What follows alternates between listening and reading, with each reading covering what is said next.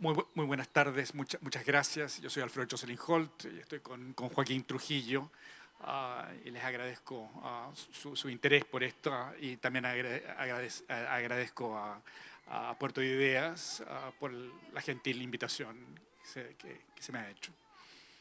Joaquín. Yo soy Joaquín Trujillo, como dice mi querido profesor, y también agradezco a Puerto de Ideas esta invitación en este puerto tan bonito. Y bueno, creo que aquí vamos a tener como, por así decirlo, como la réplica de conversaciones que ya hemos tenido antes. Así es. Porque nosotros este tema básicamente lo hemos conversado más bien, digamos, en forma privada muchas veces. Y han sido un poco pequeñas guerras, siempre nadie ha quedado herido, digamos, pero porque tenemos algunos puntos en desacuerdo respecto de del significado de la persona de Bello, ¿cierto? Sí, bueno, quizás Bello ha sido herido en esto, en la medida que ha habido crítica. Pero tal vez, claro, tal vez lo que aquí ha ocurrido es que se ha producido una cosa muy extraña, que yo he hecho el papel del abogado defensor de Andrés Bello, y el caballero y don Alfredo, obviamente el acusador, ¿ya?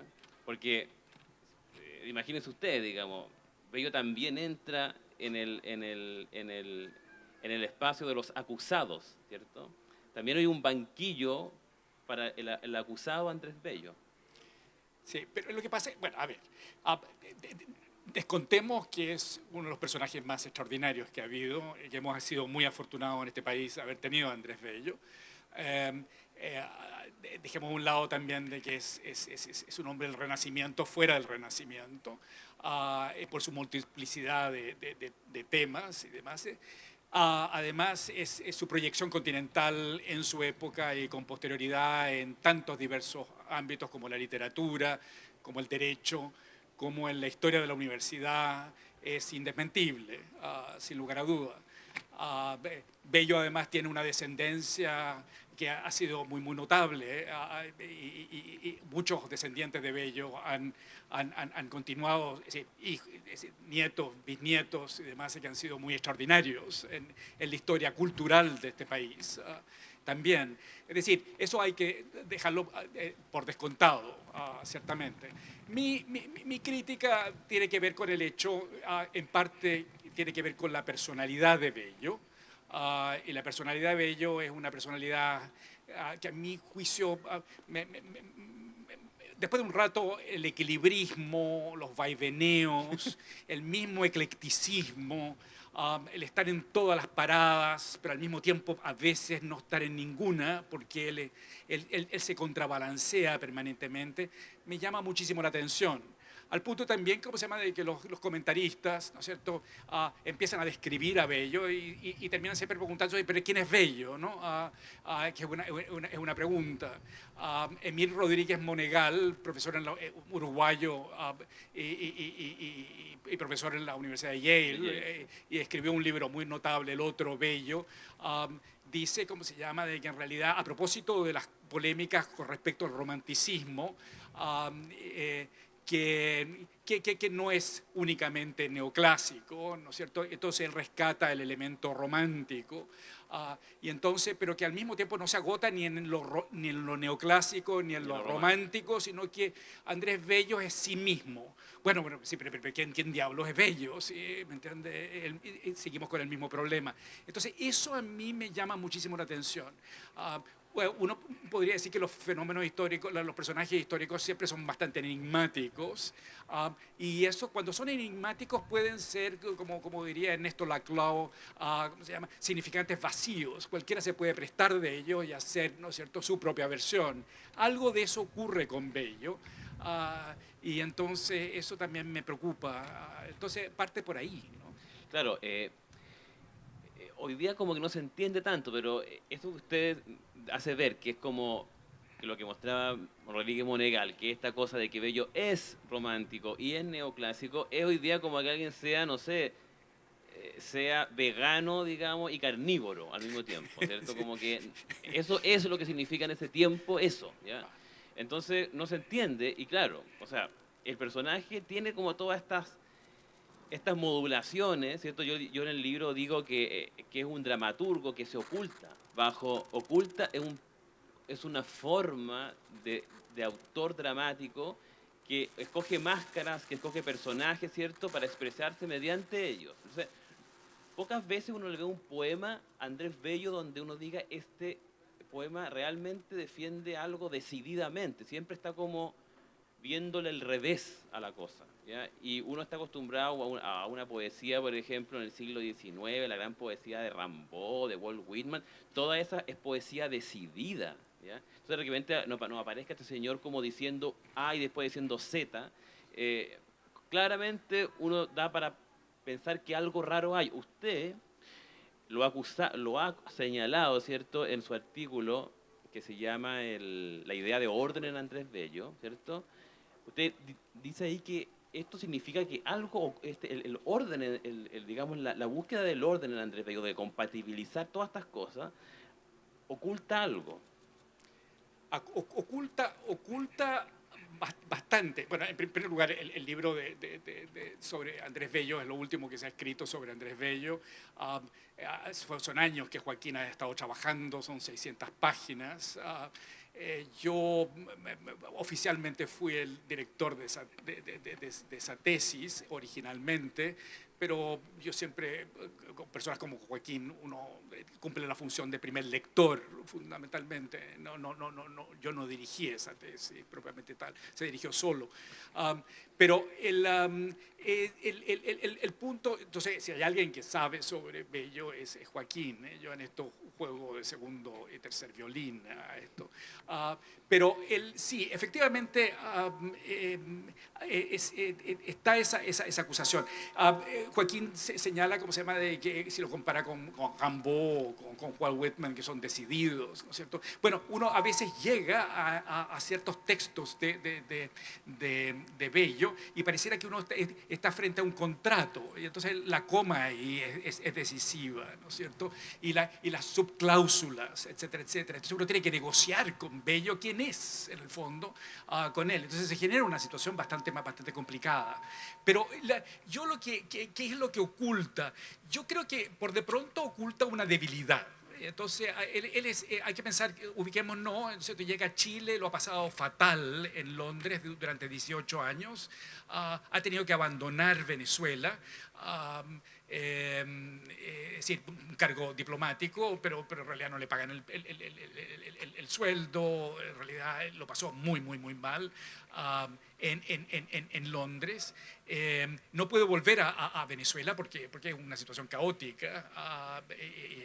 Y además que está como un poco cancelado en Venezuela, pues. Está cancelado Claro. en ese momento, por supuesto, porque viene del mundo tradicional, etcétera, etcétera. Y entonces, Venezuela es un caso efectivamente revolucionario, en el sentido de que la élite dirigente fue completamente eliminada en Venezuela. Entonces está ese fenómeno ahí. Entonces llega a Chile y tiene padrinos. Y entonces es un hombre, y Joaquín hace especial hincapié en este punto también, en que, ¿cómo se llama?, que necesita estos padrinos. Tiene muchos hijos, tiene 2 matrimonios con muchos hijos, enviudó, además de señoras que son escocesas y la otra inglesa, si no me equivoco, ¿no? Entonces, esa situación, tiene muchos hijos, y entonces llega aquí, lo salvan en el fondo, pero se transforma en un intelectual orgánico. Yo tengo muchas reservas sobre los intelectuales orgánicos, porque terminan siendo bastante serviles a la autoridad en ese sentido. Pero a su vez, esta es la paradoja, la autoridad le permite ser lo que Bello termina siendo, su productividad, su creatividad, ¿no es cierto?, su trabajo, etcétera, etcétera. Pero, ¿me entiende? Entonces, lo que yo creo que me llama la atención es que lo que oculta es justamente esta misma paradoja. Él es uno de los hombres más inteligentes que ha habido, ciertamente, y entonces él está perfectamente consciente de este problema. Y hay retratos como el de Nicanor Plaza, ¿no es cierto?, que su bisnieto Joaquín Eduard Bello, mirando la estatua, que está la estatua que está al frente, ¿no es cierto?, de la Casa Central de la Universidad de Chile, y el original está dentro, dice, se ve contenido, se ve triste, se ve melancólico. Y entonces justamente esa melancolía, esa tristeza, muestra una cierta incomodidad justamente con su mismo, accionar. Y su accionar es que en el fondo, para los efectos de representar el orden mirado de la perspectiva de un gobierno, ¿no es cierto?, aun cuando él puede, ¿no es cierto?, simpatizar con él, ¿no es cierto?, puede que esté negando una cierta base liberal, más liberal que la liberal conservadora o la conservadora liberal, que es la que se plantea en el contexto del Chile de los años 30, 40 y hasta los 60 por lo menos. Este es un problema no solamente de Bello, Bello es uno más de que tienen este tipo de problemas. Benjamín Vicuña Supercasó, hijo de Benjamín Vicuña Maquena, escribe hace una semblanza de Monty Varas y de la estatua que está al frente de los tribunales de justicia. Y dice, estos eran hombres de hierro, de fierro, eran hombres muy, muy fuertes, etcétera, etcétera. Y hacían unos decretos inclaudicables, y eran muy, muy severos, pero al mismo tiempo violentaban sus propias naturalezas. Y su propia naturaleza es que eran más liberales que la función que estaban cumpliendo en ese contexto. Entonces, eso es lo que oculta, a mi juicio, eso. Y entonces, por las dificultades, por el hecho de que es extranjero, por el hecho de que no tiene conexiones, por el hecho de que tiene padrinos, y sus padrinos pueden ser Diego Portales, puede ser Mariano Egaña, etcétera, etcétera, que son infinitamente más poderosos que él, ¿no es cierto? Entonces él entra, a mi juicio, no solamente a hacer concesiones con el poder, sino que hace concesiones consigo mismo. Sí, bueno, ese es el gran problema, pero lo que yo digo frente a esto, y que la crítica es bien contundente, digamos, tiene que ver con el hecho de que Bello efectivamente entra en una transacción, ¿cierto? Entra en una transacción con estos personajes en el fin del mundo que le dan un espacio, ¿ya? Ahora, lo que hay que ser capaz de, creo yo, de ver, claro, hay una paradoja, ¿cierto? Que también ellos lo dejan hacer, ¿ya? Pero uno nunca sabe hasta qué punto, qué tanto más pudo haber hecho Bello, ¿cierto? Según, digamos, las cláusulas de este contrato tácito que había con la élite dominante que lo acoge, ¿ya? Sabemos, por algunas cartas, ¿cierto?, que hubo roces, ¿ya?, por ejemplo, de Bello con Portales, ¿ya? No sabemos tanto más cuántos fueron, digamos, ¿cierto? Pero esta cuestión es típicamente lo que ocurre también con el caso de, bueno, el famoso caso de Goethe, ¿cierto? En una sociedad agraria como la sociedad alemana, el poeta pasa de ser prácticamente un vagabundo a finales del siglo XVIII a ser prácticamente un príncipe que es sepultado con honores de Estado, ¿cierto? Ese es el fenómeno cultural que se da en el caso de Goethe, ¿ya? Y un poco también lo que se da en el caso de Bello, ¿cierto? Y ojo que a Goethe le van a hacer un poco la misma crítica, ¿ya? Sí. En su contexto. O sea, la misma crítica desde el punto de vista, por ejemplo, de los que quisieron haberlo visto como siendo un liberal más osado, ¿ya?, de lo que realmente fue. Pero además, yo creo que aquí también hay que pensar en el significado de otra cuestión, ¿cierto?, que es mucho más antiguo, ¿ya?, que es el caso del consejero, ¿cierto? Porque en el fondo, el consejero es un tipo de personaje que un poco desaparece con el concepto del check and balance, ¿cierto?, y de la división de poderes del Estado y todo esto, como que supuestamente el Estado se va a saber limitar a sí mismo con la división constitucional interna, ¿ya? Un poco eso. Siento que todos conocemos eso por Montesquieu, ¿cierto? Y toda la tradición que viene de Montesquieu. Pero antes de eso, el consejero áulico, el consejero que está metido ahí al lado del rey, es el domesticador del monstruo, es el Sí. domador, ¿ya?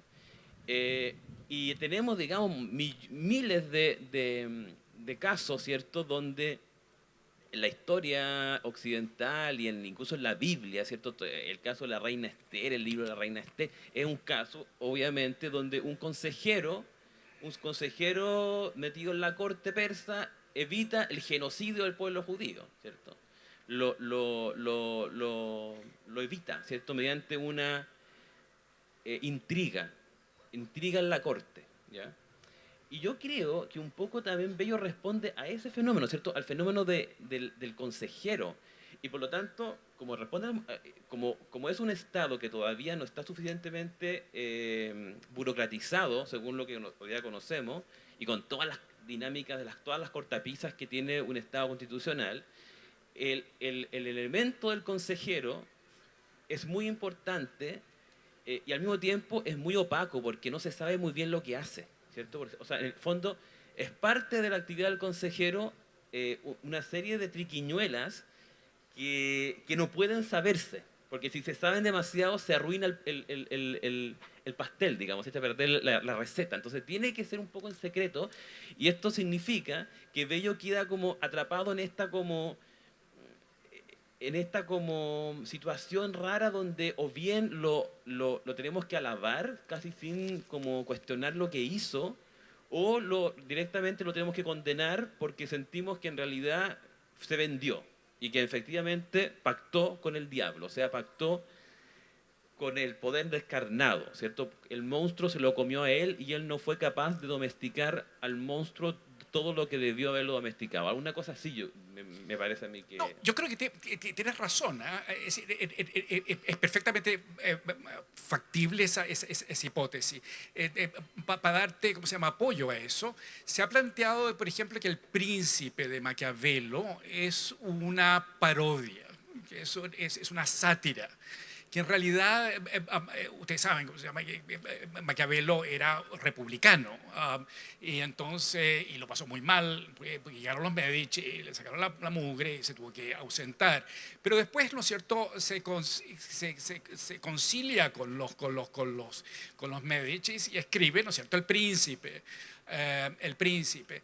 Pero en realidad algunos han sostenido de que en realidad él hace una parodia o una sátira y entonces muestra a este príncipe por el monstruo que es. Entonces, en el fondo, ahí le da respaldo a la tesis, como se llama, de que podría estar planteando Joaquín en ese sentido.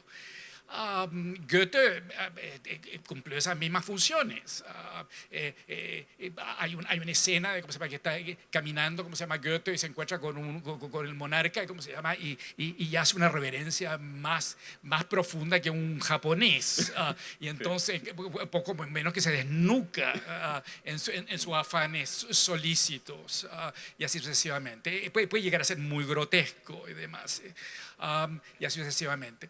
Pero, es curioso. A mí me parece que es un buen argumento para defender a Bello.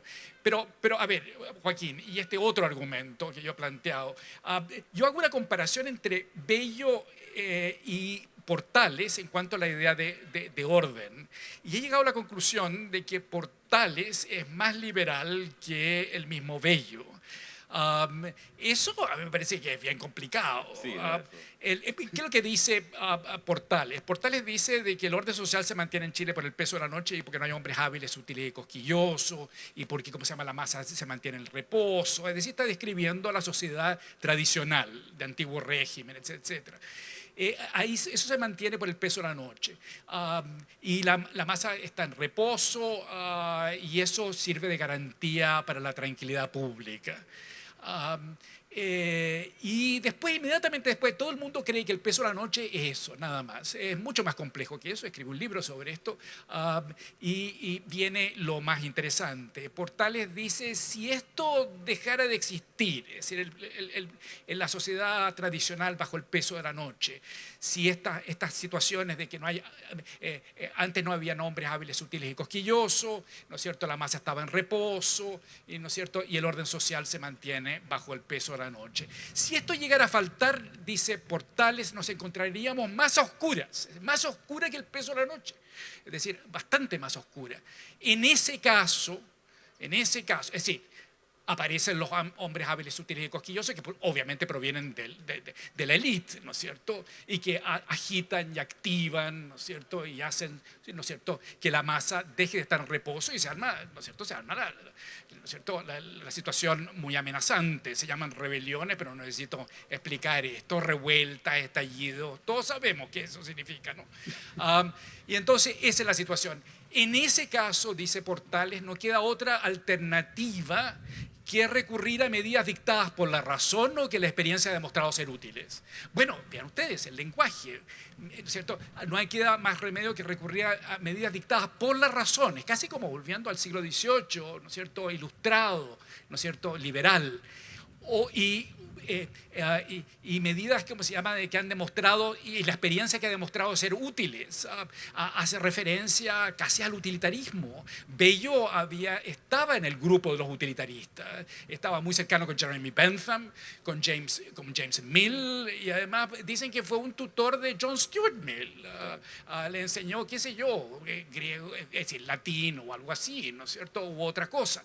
Y entonces, vean ustedes, este es el Portales que en realidad es liberal. Es decir, todo esto se mantiene por el peso de la noche, pero si este llegara a faltar, este es el orden social, hay que recurrir, ¿no es cierto?, a la política. Del orden social nos movemos al orden político. Yo creo que este es mucho más importante que cualquier constitución en Chile. Este es el concepto clave, ¿no es cierto?, que explica por qué la élite dirigente en el siglo XIX mantuvo el poder a través del siglo XIX y parte del siglo XX. Y creen en la institucionalidad política, y la institucionalidad política liberal. Bueno, ¿qué pasa con Bello? Bello, siguiendo en esta línea a Portales, ¿no es cierto?, funciona con las instituciones, crea las instituciones, crea la Universidad de Chile, no, nada menos. Hace el Código Civil, ¿no es cierto?, plantea ideas liberales como la libre circulación de los bienes, etcétera, etcétera, es muy liberal. Defiende la propiedad, es muy liberal en todo ese sentido. Pero vean ustedes qué es lo que hace. Hay un artículo por ahí del Código Civil que es del 1456 que sostiene, ¿no es cierto?, que y es un artículo que no está en los modelos que utilizó Bello para su Código Civil. No está en el Código Napoleónico, ¿no es cierto?, se lo incluye. Es un artículo muy referido a Chile. ¿Y qué sostiene ese artículo? Dice, no se puede invocar el temor reverencial como un vicio del consentimiento y por lo tanto para los efectos de anular los contratos. Obviamente, es decir, los contratos, si no hay suficiente, ¿cómo se llama?, consentimiento, y ese consentimiento es completamente libre, se anulan. Y aquí el temor reverencial, es decir, el temor que uno le tiene a otro por el respeto, ¿no es cierto?, evidentemente, ¿no es cierto?, anularía los contratos. Y en una sociedad señorial, ¿no es cierto?, donde el grueso de la población vive en las haciendas, evidentemente el temor reverencial es constante, ¿no es cierto? Y entonces, pero si se pudiera invocar el temor reverencial para anular los contratos de compraventa de servicios, como es, por ejemplo, el contrato de contratar a alguien para que le limpie los vidrios, qué sé yo, ¿me entiendes?, cosas de esa índole, ¿no es cierto?, se podrían anular todos los contratos. Y entonces, Bello, ante esa situación, no hay queda otra que poner expresamente que no se puede invocar el temor reverencial. ¿Qué significa esto? Esto no es el peso de la noche, que admitía la posibilidad, ¿no es cierto?, de moverse a un orden político e institucional. ¿Qué es lo que hace aquí? Lo que hace aquí es, dice, mire, esto es la razón de Estado. Es decir, yo, y lo que estoy diciendo aquí es simplemente, ¿cómo se llama? Yo estoy consciente que la sociedad es tradicional, pero ¿cómo se llama? Pero si se pudiera, ¿cómo se llama? Anular los contratos, se nos cae toda la sociedad, ¿me entiendes? Y entonces tengo que establecer una norma, y detrás de una norma, ¿no es cierto?, que es esta, está la fuerza. Es decir, en otras palabras, él termina recurriendo a la fuerza. ¿Me entiende? Y entonces eso Portales nunca lo dijo. Portales, ¿no es cierto?, era un fáctico, fue un dictador, ¿me entiende? Pero nunca se le ocurrió decir esto. Y Bello lo que está diciendo, eso es lo que se llama una ficción legal.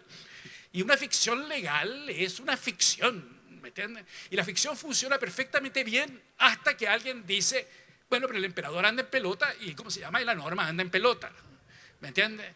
Y ahí, cuando eso sucede, esto también lo hemos visto en Chile en el último tiempo, todo se viene guarda abajo. ¿Me entiende? Y entonces eso a mí me parece que es este hombre de fierro, ¿no es cierto?, que se violenta su propia naturaleza liberal, ¿no es cierto? Él tiene que estar perfectamente consciente, por si no había escrito, ¿cómo se llama?, esa norma, ¿me entiende?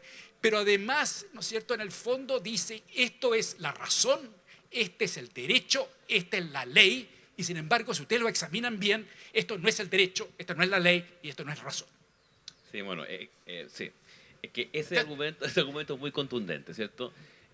Y yo diría ahí lo siguiente, y no es que yo con esto, y cuando digo esto, no es que quiera defender a los hispanistas, digamos, a los de la Escuela Histórica del Derecho y todo ese mundo, a la ala conservadora, más conservadora, sino que tiene que ver tal vez con esto, que yo no tengo claro si realmente Bello quería ser realmente un liberal, ¿ya?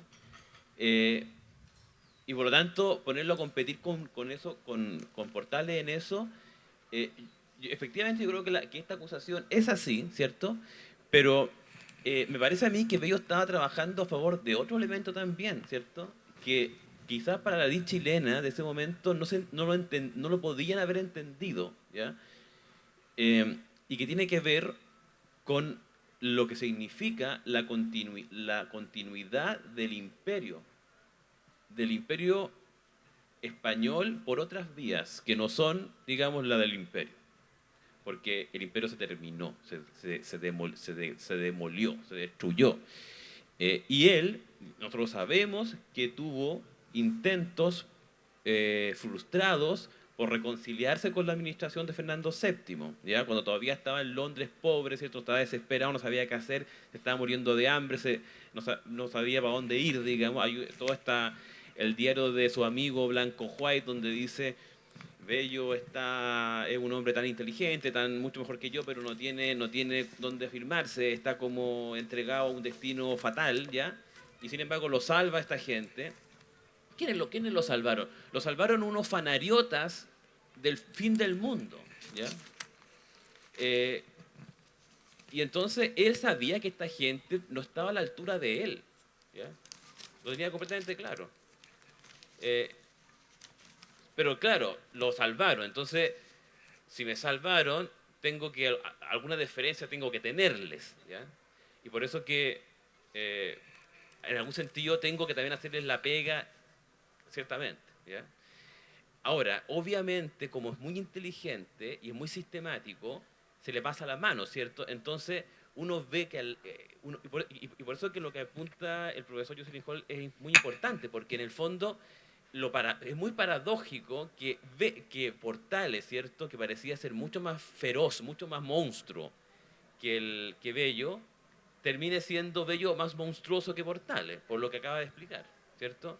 En el fondo, porque al llevar como a su mejor sistema el concepto de la razón en el contrato, lo que está reconociendo es que no existe la razón. El otro todavía todavía es un creyente. Bello parece que ya no es creyente, parece que ya se convirtió en un cínico, por lo que estamos entendiendo, ¿cierto? Pero tal vez lo que hay aquí es una operación de mucho más alto, digamos, no sé si de mucho más alto, de mucho más bajo nivel, mucho más telúrica, que tiene que ver con afirmar afirmar la continuidad del orden en los restos, en las ruinas del Imperio Español, porque realmente, como dice Carlyle, está transformado en Sudamérica en una perrera hidrofóbica, ¿ya? O sea, todo lo que hemos visto aquí, el estallido social, ¿cierto? Y todo este escándalo no es nada al lado de lo que pasó ahí. No es nada, nada, nada, no es nada. Es cero. Se puede imaginar cómo debe haber sido eso otro. Claro, o sea, esa cuestión sí que era heavy metal, ¿ya? Y era con revoluciones en Europa, ¿cierto? Y con Napoleón, y después la revolución de 48, o sea, la salsoteca, digamos, era universal, ¿ya? No paraba. Y obviamente yo creo que Bello estaba pensando el problema en el orden continental, ¿ya? Entonces, este código en realidad era un código hecho acá, made in Chile, pero en realidad estaba pensado para que los otros también lo implementaran. Y ocurrió. Y ocurrió, ¿ya? Junto con la gramática destinada al uso americano, que también fue hecha aquí y también finalmente fue acogida en toda América Latina, junto con la reforma ortográfica que se mantuvo hasta que Carlos Ibáñez la abolió y que en un momento gran parte de América Latina la ocupó y ahí finalmente Chile se quedó solo haciendo esta reforma ortográfica, manteniendo la reforma ortográfica que es la I, típicamente la I latina en vez de la Y, por ejemplo, ¿cierto? Esa es la primera etapa, había muchas otras etapas. O también los principios del derecho internacional. Todas estas cosas tenían que ver con operaciones a nivel continental, ¿ya? Entonces, claramente en este sentido, que es el sentido del imperio, Bello no es liberal, no es liberal ni tiene intenciones de serlo. Lo terrible que tiene esto, ¿cierto?, es que por otro lado, y ahí le encuentro toda la razón al profesor, sí lo quiere ser, sí intenta ser liberal, y aquí pareciera ser que hay un punto en el cual el aspecto liberal sucumbe frente al aspecto fáctico. Pero lo terrible que tiene esto es que aquí el aspecto fáctico alcanza como niveles de sistema, ¿ya? O sea, ni siquiera se convierte como en un accidente dentro de un ideal de otro tipo, sino que aquí, según como lo acaba de explicar, tiene carácter de sistema. Entonces eso es lo horroroso, lo espantoso que adquiere el problema, ¿cierto? Ahora, hay otra cuestión que usted también ha mencionado, y que también es muy complicada, que tiene que ver con el trato que se le da a Francisco Bilbao, ¿cierto? Así es. Bueno, no sé, usted es el acusador en este caso. Pero volviendo a eso,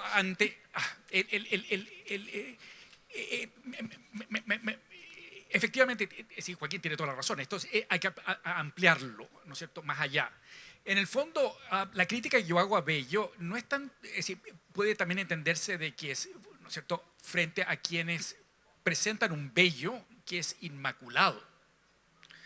Y evidentemente que eso es muy complicado. Los liberales, desde 1789 en Francia, no son inmaculados. Los liberales, ¿no es cierto?, después posteriormente se transforman en el Partido del Orden, ¿no es cierto? Son los reaccionarios. Son, ¿no es cierto?, los que, ¿cómo se llama?, que hacen las restauraciones correspondientes, restauran las monarquías. Pueden traer a Napoleón, lo pueden, ¿no es cierto?, también apoyar a Napoleón, evidentemente, ¿no es Eran los cierto?, mejores amigos de Isabel II en España. Así es. Entonces, todo eso, ¿cómo se llama?, es parte. Los liberales tienen esto. Pero sucede que los liberales, la esquizofrenia está en los liberales. Los liberales aceptan la idea de soberanía y de la soberanía popular y democracia, porque están dispuestos, ¿cómo se llama?, a votar al absolutismo, ¿no es cierto? Y ese es el punto. Sin embargo, la Revolución Francesa se vuelve, ¿no es cierto?, jacobina, y entonces ahí la cosa se pone un poquitito complicada para los liberales. Y entonces empiezan a jugar este juego doble, pero nunca renuncian a su lado revolucionario, ¿me entiendes? Nunca. Al mismo tiempo, en las constituciones, por ejemplo, esto es bien clave, todas las constituciones son liberales, todas. Todas las constituciones establecen como artículo 1, ¿no es cierto?, que la soberanía reside en el pueblo. A veces dicen la nacional, pero da lo mismo. Es decir, el pueblo nacional es lo mismo. La soberanía, ¿no es cierto?, es popular. El articulado, a partir del artículo 2 para adelante, limitan la soberanía popular y la democracia, para que no haya democracia. Eso es típicamente liberal, eso es completamente liberal. Bueno, eso es lo mismo que estamos viendo aquí en Bello, ¿me entiendes? Pero el punto que a mí me interesa muchísimo es mostrar hasta qué medida el hombre tan extraordinariamente inteligente estaba consciente de su propia paradoja. Y eso es muy, muy, muy, muy fuerte. Ahora, en casos concretos, esto es tremendo. Francisco Bilbao fue su discípulo, fue uno de sus alumnos. Francisco Bilbao escribe, ¿no es cierto?, un texto que es sociabilidad chilena, que es como me dijo Gonzalo Vial un día, me dijo, Alfredo, ¿qué está leyendo? Yo estoy trabajando en Francisco Bilbao. Ah, no, es sopelecha, me dijo. ¿Me entiendes? Entonces Gonzalo Vial tenía esta actitud, ese lo descartó. Es sopelecha. La verdad es que ¿cómo se llama? Cuesta mucho entenderlo. Es una cantidad de slogans, es un manifiesto. Eso es lo que es sociabilidad chilena. Y es tirado para punta, obviamente. Coquetea con ideas, ¿cómo se llama?, teológicas que están en Francia. Esto en el contexto del 42, 43, pero va a ocurrir el 48, ojo, en Francia. Entonces está mirando a Francia, etcétera, etcétera. Bueno, se publica este texto y, ¿cómo se llama?, y hay un juicio por blasfemo, el texto, y pierde el juicio Francisco Bilbao, que estaba en la universidad, y Francisco Bilbao era amigo de todos sus hijos, de los hijos del rector, para todos estos efectos. Y se genera una situación insólita. Y ahí, en ese momento, ¿no es cierto?, terminan expulsándolo de la Universidad de Chile. Y cuando la Universidad de Chile había sido abierta con un discurso de Bello que decía de que se deben, ¿cómo se llama?, se deben abrir todas las ideas, ¿no es cierto? La Universidad de Chile se creó como un lugar, un espacio donde dirimir conflictos, justamente porque los conflictos pueden ser aireados. Este era un caso. Y sin embargo, ¿no es cierto?, echan a Bilbao. Según Iván Jaksic, según Ana María Stuben, que han escrito libros sobre que uno le puso la pasión por el orden, el otro la seducción por el orden. Yo creo que en realidad se equivocaron en esos títulos, deberían ser la pasión por el poder y la seducción por el poder. ¿Y me entiende? Cuando yo critico a Bello, estoy pensando en los Jaksic, las Stuben y una cantidad de otra cantidad de gente, ¿me entiende? Ese es el punto. No estoy pensando en Joaquín, para nada. Y entonces esa es la situación.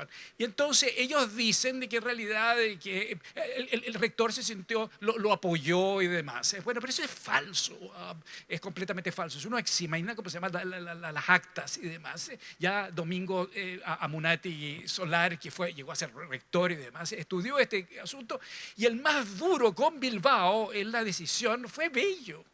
Y quien lo apoyó nada menos fue que Manuel Montt. No quería echarlo. Vean ustedes, Manuel Montt y Portales pueden ser mucho más liberales que el mismo Bello. Refuerzo el argumento. Entonces, esa es la situación. Entonces, eso es duro. ¿Cómo te haces cargo de eso? Yo no tengo, mira, lo único que yo puedo decir en contra de eso, y que es como una solución como de monja, digamos, como un argumento de una monja, que finalmente Bilbao perdonó a Bello. ¿Ya? Y entonces, o sea, algo tiene que haber algo, no quiero decir con esto, no me quiero sumar. Era lo más bueno que hay. Bilbao. Sí, pero no me quiero yo sumar, digamos, a los enemigos de Bilbao pero algo tiene que haber pensado Bilbao respecto a lo que hizo, que después perdonó a su inquisidor, digamos. ¿Me fijas, no? Sí. Es terrible lo que estoy diciendo, pero estoy tratando de salvarlo. Es que realmente no tengo. Este es un caso en el cual no tengo un argumento bueno. A mí me parece que este tema es fundamental. Si nosotros pensamos en un contrafactual, si Bello puede ser contrafactual de sí mismo, usted sabe, el contrafactual antes no se aceptaban en la historia, ¿no es cierto? Es la historia que pudo haber sido, pero no fue. Los contrafactuales, ¿no es cierto?, son importantes únicamente para saber qué es lo que efectivamente ocurrió. Entonces es una especie de hipótesis que se maneja, ¿no es cierto? El contrafactual, a mí de Bello, que si hubiera actuado distinto con respecto a Bilbao, quizás habría tenido mejores relaciones con sus propios hijos, que defendieron a Bilbao. Sí. ¿Me entienden? Esto ya llega al nivel del núcleo familiar. ¿Me entienden? Pero ahí, ¿qué es lo que pesa? El peso de la norma.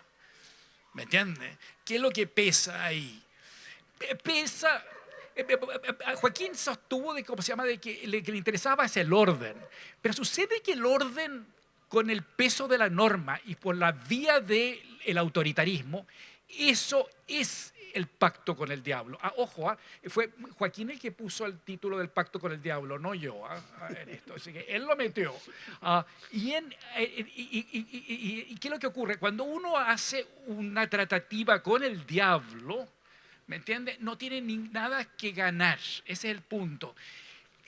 Bello quiso hacer una opción por la vía de la razón de Estado en circunstancias que el Estado implícitamente reconoce que no tiene la razón, pero sí tiene la fuerza. Eso es lo que ocurre en 1456 y otros actos, y también aquí con respecto a Bilbao, sino que, ¿no es cierto?, porque de esta manera se garantiza el orden, pero el orden no hubo.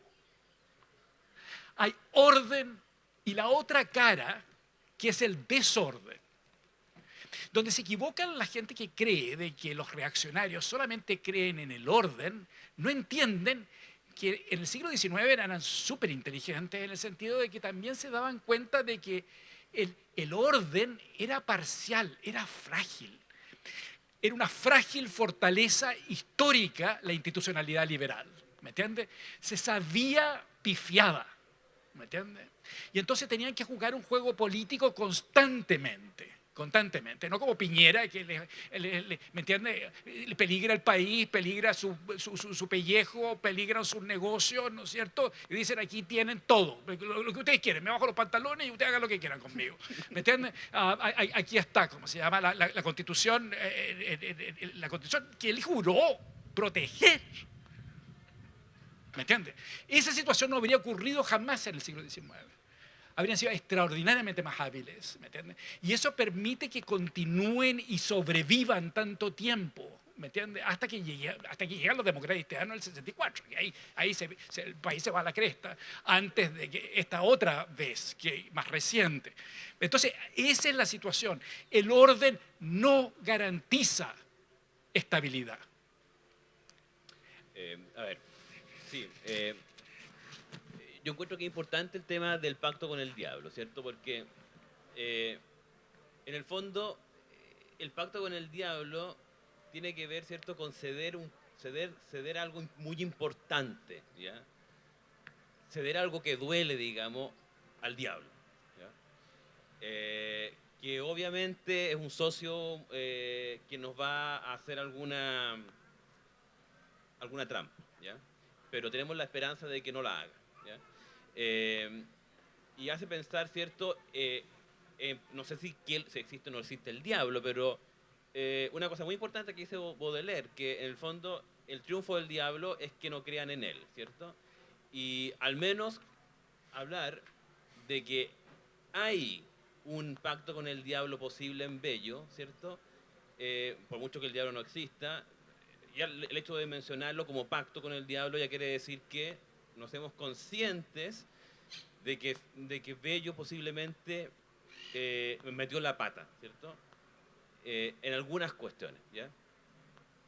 Y efectivamente yo creo que eso es real. O sea, Bello sí pecó en algunos casos de falta de heroísmo, ¿ya? Porque él realmente era un hijo de la cobardía, pero en el buen sentido de la palabra, ¿cierto?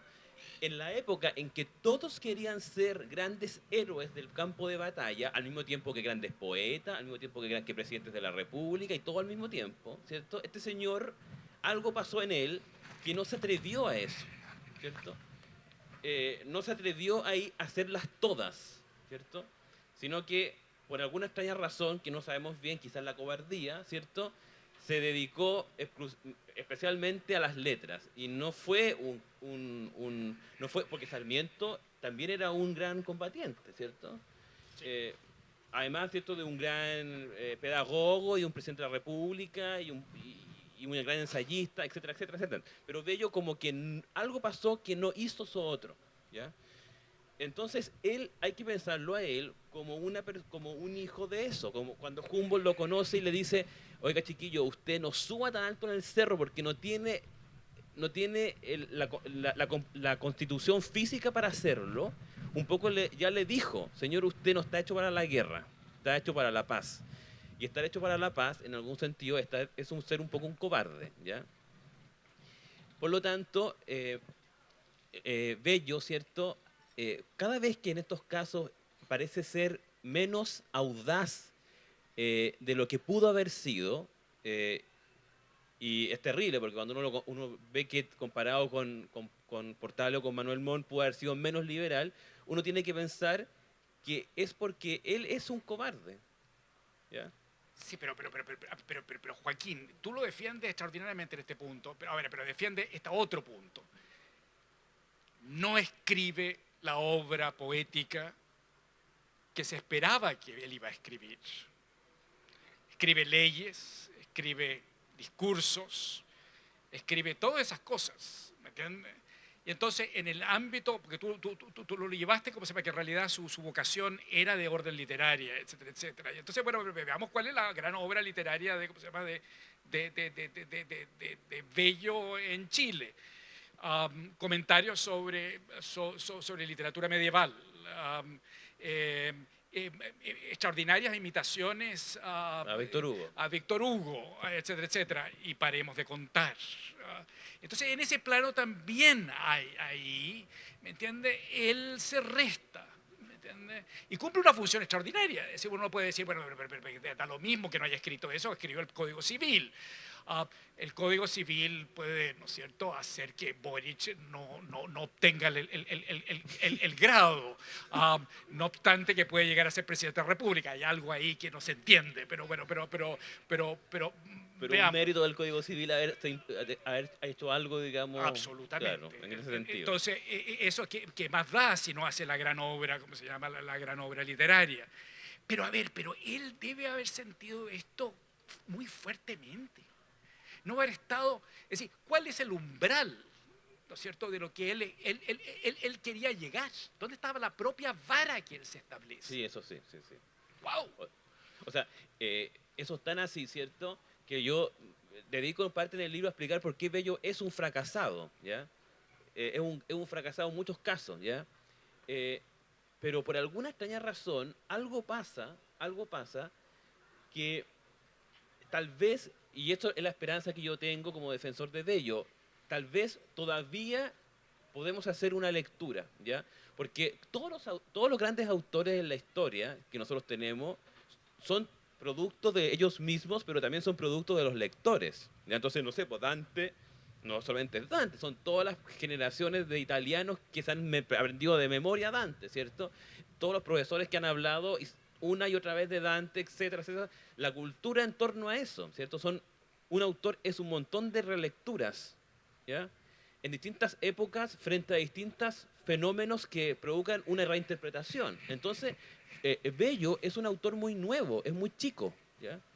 Es un niño. Lo que pasa es que estamos acostumbrados como a una vorágine, a una vorágine literaria donde una cosa aparece tras otra, pero en términos de los autores clásicos, este señor está recién, es casi un niño o un feto que se está recién produciendo y que por tanto vamos a ver en el futuro del país y en el futuro del continente americano y de lo que pasa en el Pacífico, ¿cierto? Con China, con Estados Unidos, con Chile ahí metido ahí en medio. ¿Qué significa Bello? Si en algún sentido da o no el ancho con lo que vaya a ocurrir, ¿ya? Y eso va a ser la medida del personaje de Bello. Yo creo que todavía las lecturas de Bello son prematuras, ¿se entiende, no? Entonces, claro, Bello no va al campo de batalla para ir a la poesía, pero después, como bien dice el profesor Antonio, después parece que también abandona la poesía, ¿ya? Y entonces sus grandes poemas parece que son los poemas de la Silva, de la zona tórrida y de la alocución a la poesía en Londres, y después, como dice él, en Chile ya se va retirando. Esa es la misma crítica que le hace a los Amunátegui a Bello. Dicen, este señor parece que practicó la poesía como en secreto y fue muy poco prolijo y dejó los poemas botados, los borradores, etcétera, y nunca los trabajó bien. Y ya.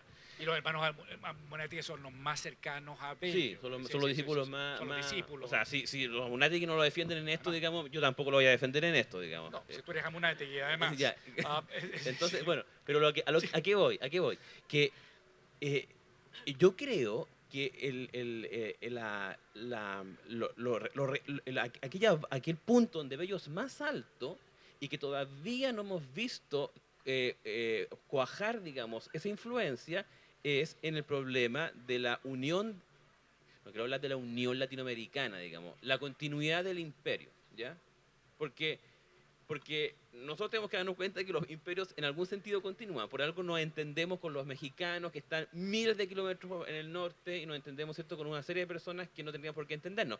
En Europa, los países bárbaros de Europa, la gente no se entiende de aquí a una cuadra más allá, ¿cierto? Así varían, ¿ya? Porque son pueblos bárbaros que se escaparon de los imperios, ¿ya? Qué notable.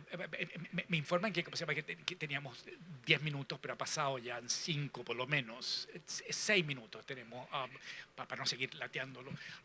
Pero sí, yo debo reconocerte que ese es un argumento muy notable, pero yo ese argumento no lo puedo hacer como historiador, porque eso no ha ocurrido todavía. No.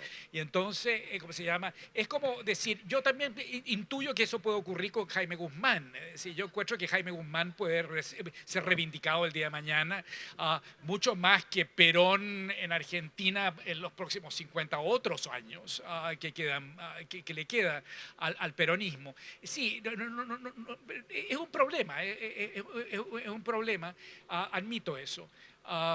Pero es interesante, ¿cómo se llama?, mirarlo en esa perspectiva.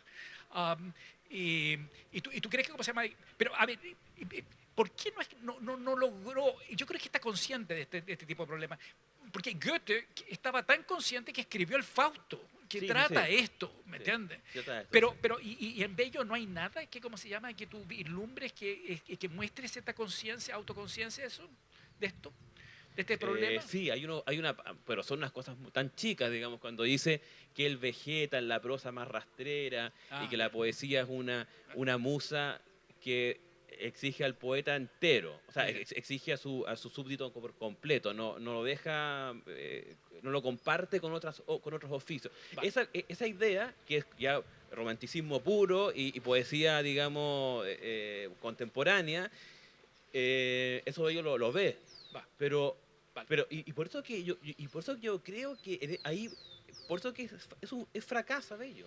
Pero insisto que son fracasos que no son absolutos, que son por ahora, Vale, vale, por ahora, vale. ¿ya? Por ahora. Después puede ser que pase otra cosa.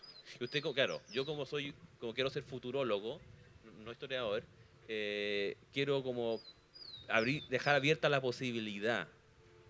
¿Ya? No, es completamente válido. Eso yo lo acepto. Es perfectamente. Es decir, uno pecaría de pedante de que la cosa se cerró aquí, ¿cómo se llama? No, está completamente abierta esa posibilidad. En todo caso, lo que hay que desconfiar son de los bellistas, que son espantosos. Y esos son los que le hacen muy mala. Es lo que incentiva a tener dudas. Pero yo no soy bellista. No, yo sé. Si no lo diría así, ¿me entiendes? No lo diría para nada. Muchas gracias. Nos quiere llevar el nivel. Muy gentil.